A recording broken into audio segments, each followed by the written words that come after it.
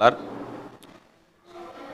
এই হসপিটালটা তারাই হওয়াতে আমি হওয়ার আগে একদিন মমিনের সাথে কথা বলতে গিয়ে মমিনের সাথে যে কথা নামাজের পরে একদিন দেখার পরে আমি এই বিল্ডিংয়ের ব্যাপারে কথা বলতে গিয়ে দেখলাম যে মমিনের ইচ্ছা মানুষকে সেবা দিবে। ব্যবসা তো আছেই, তবে সেবাটা মূল ইচ্ছা। পরে এই যে কোনো সেবামূলক কাজে আমি থাকতে নিজেও আগ্রহী।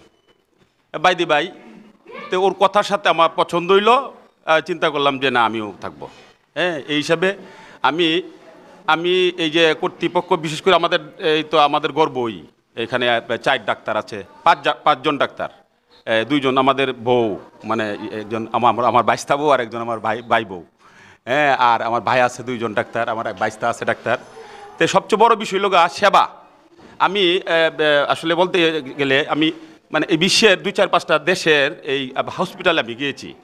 আমি দেখেছি এদের সেবাটা কত সুন্দর।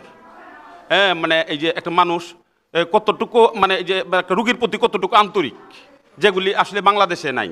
হ্যাঁ, বাংলাদেশে তো অ্যাভেলেবল রুগী দেখে যে, আর রুগী আসতেই তাকে দেখতেই তাকে, আসতেই তাকে দেখতে থাকে। কিন্তু বিদেশে দেখছি দেয় যে 20 থেকে 30টে, মানে এমন একটা লিমিট থাকে, এর উপরে রুগী দেখে না।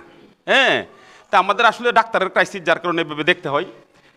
তো এই আমরা স্টাফও যারা আছে, আমাদের আচরণে আসলে একটা ডাক্তারের আচরণে কিছু, মানে বাংলাদেশও আছে যেমন কিছু কিছু ডাক্তারের আচরণে রুগী কিন্তু অর্ধেক ভালো হয়ে যায়, আচরণের কথাই অর্ধেক ভালো হয়ে যায়। আর এই মনো ডাক্তার আছে দেখছি যে মানে কথায় আরও নার্ভাস হয়ে যায়।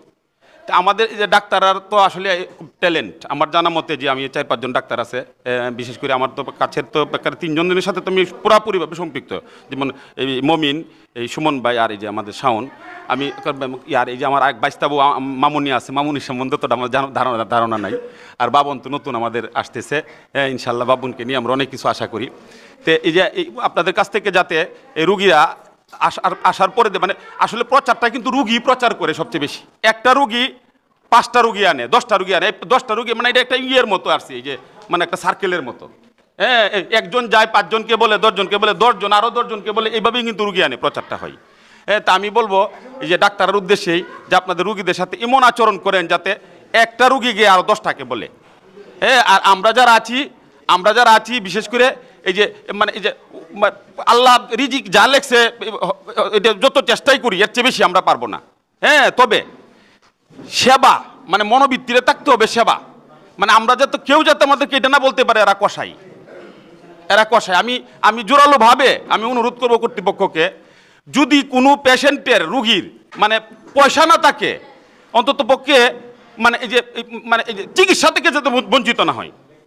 তার চিকিৎসা হবে, পয়সা না থাকলে না দিবে, প্রয়োজনে আমরা যারা আছি আমাদের পকেট থেকে দিব, সবার পকেট থেকে। অর্থাৎ কোনো রুগী যাতে পয়সার অভাবে এখান থেকে ফেরত না যায়, এটা আমি সবার কাছে অনুরোধ রাখবো। আচ্ছা, যাই হোক, সকলের সুস্বাস্থ্য ও উত্তরোত্তর সমৃদ্ধি কামনা করি, হাসপাতালের সুন্দর ভবিষ্যৎ কামনা করে আমি আমার কথা শেষ করলাম। আল্লাহ হাফেজ।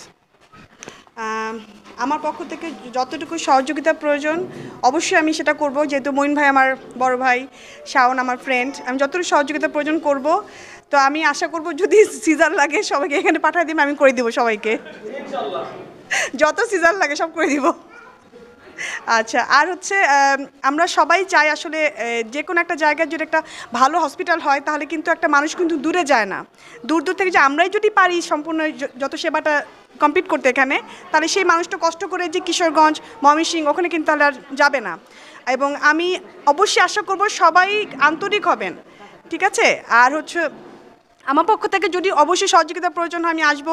মঈন ভাই আছে, শাওন আছে, বলবে যে বলি আসো এই অপারেশনটা করে দিয়ে যাও, অবশ্যই সেটা করে দিয়ে যাবো, কোনো অসুবিধা নাই। Thank you so much.